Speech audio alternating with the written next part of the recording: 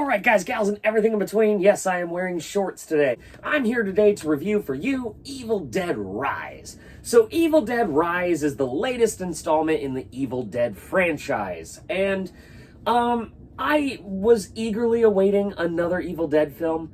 But that being said, I've been a little bit salty at the fact that they canceled Ash vs. Evil Dead before it could come to its true fruition. But this is apparently a canonical sequel in the Evil Dead line. So, here we go. This film follows a family, and they're living in an apartment that's closing down. They happen to encounter, because of an earthquake, a Book of the Dead that is not the Necronomicon, but a part of the Necronomicon, I guess. And now Evil Dead things are happening. My thing with this movie. Okay, I have been a fan and a diehard fanboy of Evil Dead in its entirety. I love it. This was my least favorite Evil Dead film by far, because it felt like missed potential. It also felt like it wasn't necessary, and it also felt like it could have been something else.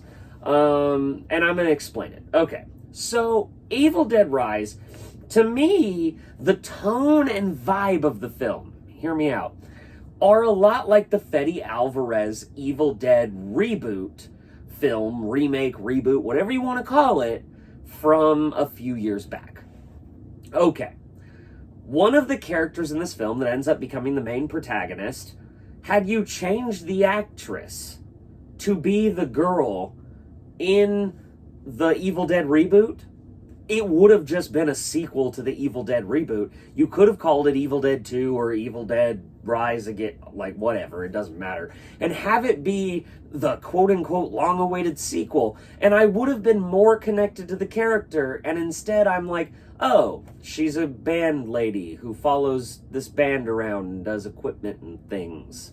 And now I'm supposed to care about her and the family. You could have had that same girl from the last Evil Dead movie show up to her family and them being like, well, you were a junkie, and then still had that family tension, and it would have felt like a more cohesive sequel than it is. Because, frankly, this film just feels pointless. It doesn't have the comedic tone of the Bruce Campbell Evil Dead films, and it doesn't have the full balls to the wall horror that the Fede Alvarez Evil Dead did. It just feels like it has no home, if that makes sense. So it bugs the shit out of me. And I, in the end, didn't really care much for it, and I'm like, well, I guess I'm glad I saw it because I'm a fan of Evil Dead. But I nothing this movie. It just didn't feel like Evil Dead to me. It didn't feel genuine. So I have to say that this film is best at background noise, which also means that this is the lowest I've ever rated an Evil Dead film, and that kills me because I love Evil Dead. Bring back Bruce Campbell and let us finish that story from Ash vs. Evil Dead. I don't give two shits about Evil Dead Rise. So anyways, I hope you liked it more than I did. Don't forget to like and subscribe. I know I've been gone a while. I have a video that's going to be coming out that will explain it, but there's been a lot of things going on in the Scott's Thoughts world. So, don't forget to like and subscribe. Got plenty more videos coming to ya. Love you.